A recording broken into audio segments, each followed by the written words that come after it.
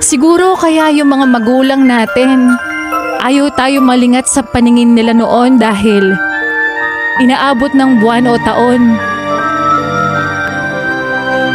bago ka nila makasama ngayon.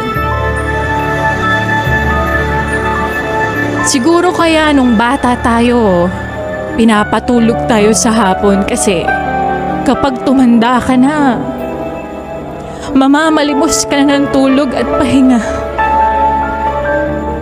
Siguro kaya pinapakain tayo ng masustansya noon para sa pagtanda mas malakas nating haharapin yung mga pagsubok ng buhay. Siguro kaya kailangan sabay-sabay kumakain noon.